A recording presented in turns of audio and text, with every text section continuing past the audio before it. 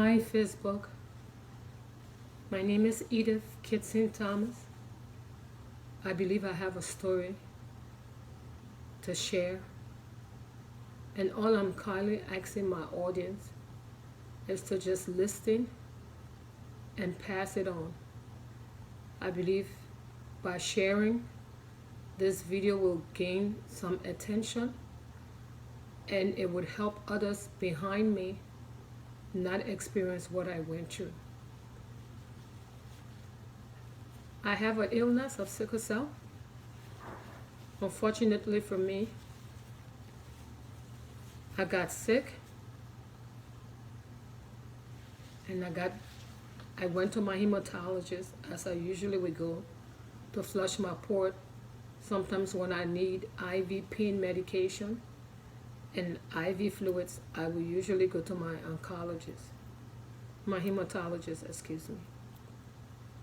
Unfortunately for me, I got sick and was taken to my hematologist's office. They did everything they could and the pain was not controlled. After a blood work was done, it was then revealed that my hemoglobin was very low and that I needed to go and get transfused. While it was not the best decision to go to the hospital at a time like this, there was no way I could be transfused without going to the hospital. I remember looking at my husband's eyes as they wheeled me into the hospital. I knew that would be the last day I would see my husband or my kids. I'm not going to call any names.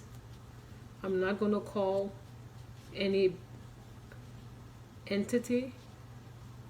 I'm not trying to downgrade, to belittle, to bring anybody down. All I'm trying to explain is my experience so that somebody else out there can be safe. When I got to the hospital, I was under the impression that I was going for a blood transfusion. I got placed in a room for 4 days. I believe that was the isolation room where you go until your COVID test is done and you get your result. In that room is where I almost died. That room has left me traumatized.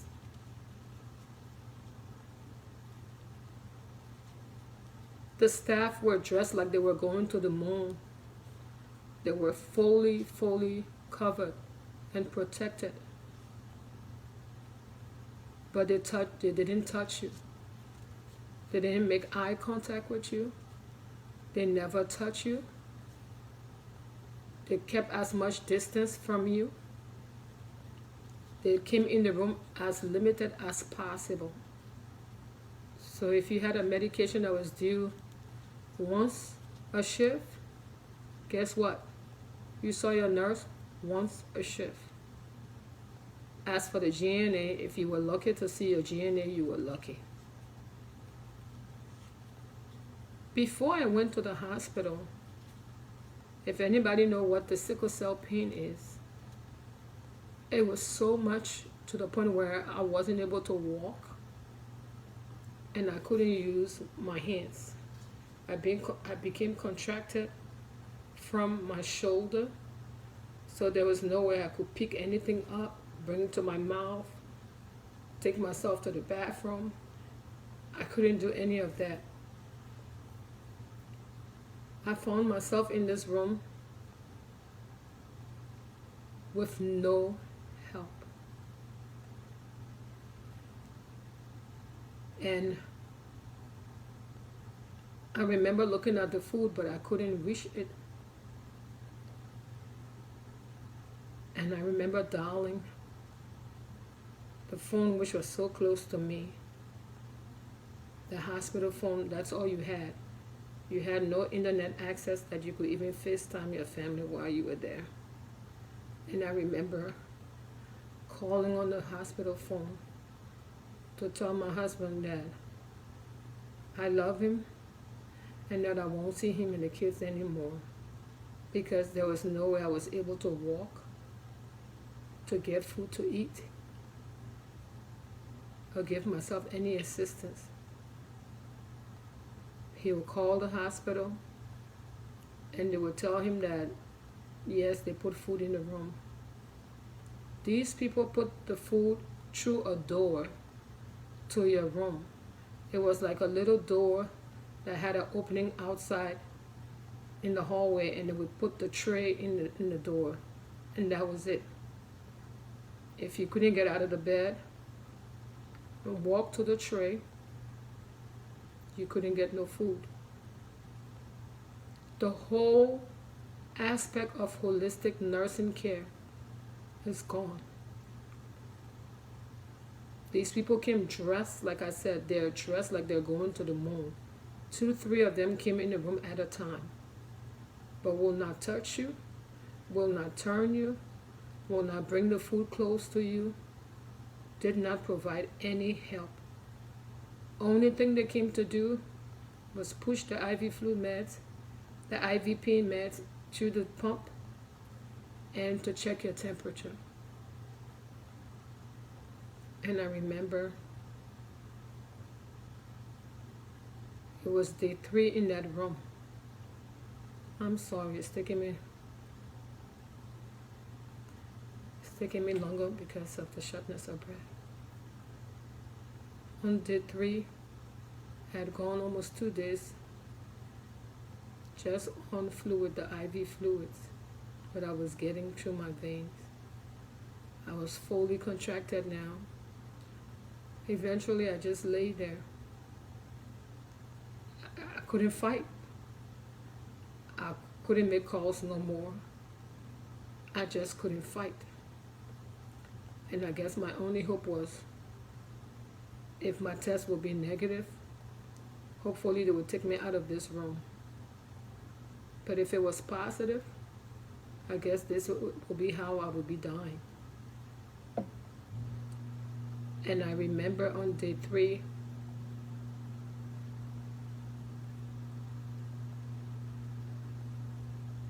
I'm sorry.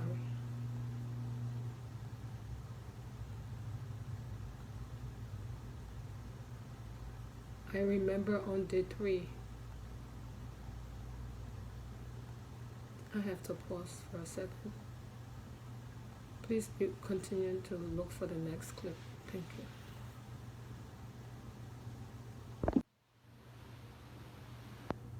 Thank you for your patience with me. I'm back. This is part 2 of my video. So like I last said, on that 3rd day, when the result was due to come, I remember my nurse coming in my room, and all I heard him say, her temperature is 103.9. And he walked to the window by the door and he banged on the window. And someone was sitting across the window. And this was his exact statement. We are about to have another rapid response. We are about to have another rapid response. So I said to him, I said, just so you know, I am a nurse. I understand the language. I know I'm not going to survive. I know I'm dying. But I'm just asking you, I've been in this room, this is my 4th day.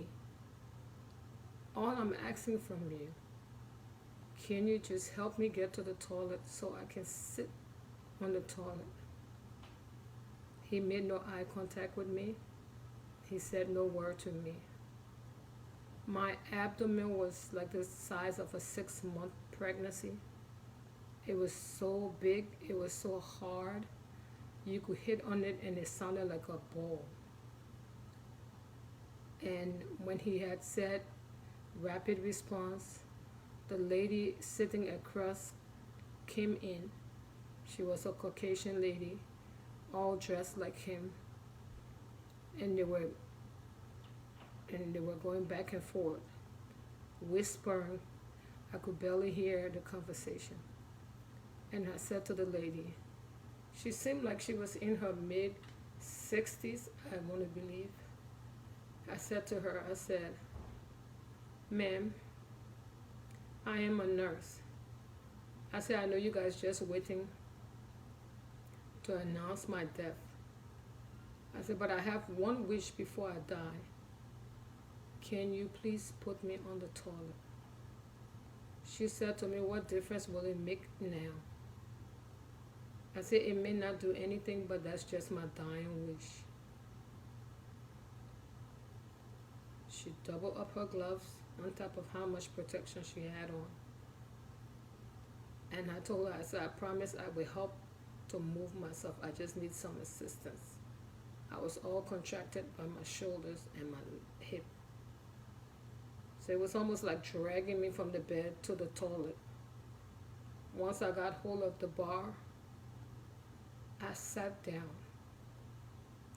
And for the first time in my life, I heard this big sound.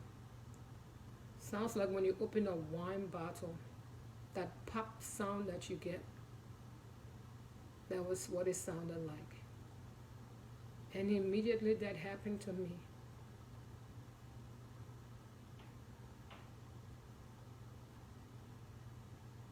I started passing gas non-stop, and I just started to pee non-stop. It just kept coming. The urine was just coming, and I was sitting on the toilet seat, and I could just feel my abdomen declining, like it losing pressure. Immediately,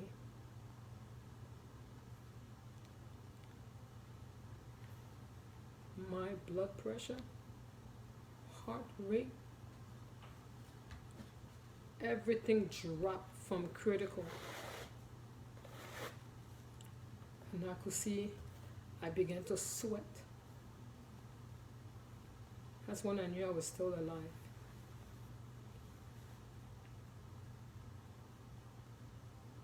And as soon as the lady took me and put me back in the bed, the phone rang. It was my husband telling me my result was negative.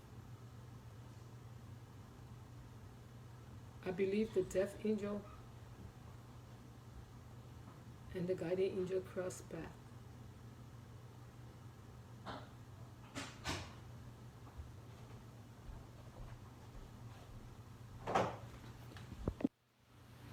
This last clip, I'm going to do my best to bring this story to an end. I'm going to try to summarize it as much as possible. Because of HIPAA, I'm not going to call no name like I said earlier. So I got the result that I was negative. My temp dropped to 102.7 after that bathroom incident. My heart rate was still 157. And if you took me off of the oxygen, I immediately dropped to 74. I was on the oxygen 5 liters. I got taken to the third room. This was my third room. Because when I got there the first night, I was in one room. And then I spent the other 3 nights in this last room that I left. I got to the third room, and that Sunday evening, I got a bed bath after 4 days of not washing my private part, brushing my teeth, and taking bath. I got a bed bath. It was just soap and water real quick, wipe my chest, my legs, and that was it. Still nobody trying to touch you. Still they're coming in for a very short time. I wasn't able to eat. all of Sunday just because of how long I had been out of food. My stomach couldn't handle food. And I was just traumatized. I was just emotional. I just was grateful.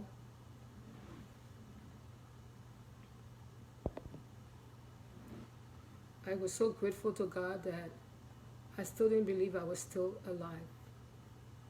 Long story short, I'm going to tell you the rest of my 7 to 8 days in the hospital was all ups and downs, bitter and sweet. You will get one nurse that believes in the nursing discipline that will give you an exceptional care. The next nurse you will get will take you to hell and back. Won't talk to you, won't tell you what they're giving you, won't give you your medication on time. As for me, pain management was a big thing for me, dealing with the sickle cell. So I now find out that I was having so much pain in my ribs and my side. And the reason I was on oxygen is during the time I was in that isolation room for the 4 days, I developed pneumonia. My lungs was black, and that's why I was on the 5 liter of oxygen. So I was now on antibiotic. Nurses came in when they want to give you your meds, delay your meds. They didn't talk to you, didn't touch you. The aides you didn't see at all for the entire shift. Your food came and it just got dashed on the table. If you could open it and eat, lucky for you. If you still couldn't open it and eat, oh well. That was the moment I was having. At this point, I was grateful that I did have access to call my family. I would call them as much as I could. They did the same. I came across an angel who was able to give me her wireless password in my phone that I was able to speak to my mom and my brother while I was in Africa. And long story short, I'll tell you, the virus is not the killer. This is the reason why I'm sharing this story. It's the system that's in place. It's the treatment that you're getting from the nursing staff. That's what's killing people. You're already going through isolation of not seeing your family. They isolate you. They don't let you in touch with your family. And then they don't stand in the gap to help you. They abandon you. Nobody give you care. Nobody treat you nice. Very few who still believe in the nursing principle are still making the difference. And if you don't have a strong heart to fight, that's where you die. I remember there was a day I gave up. I just said I won't call my family no more. I don't want to put them through too much pain. So I'm just sharing my story that I've been through hell and back, but God has a purpose for my life. And this time, I will fulfill that purpose. But I will not stop speaking about my experience. I will continue to push as high as I can go, as far as I can go, to get this word out. People are dying because of the isolation, because the nursing staff neglecting their patients. They are not touching their patient. They are not caring for them. They are not doing what nursing is about.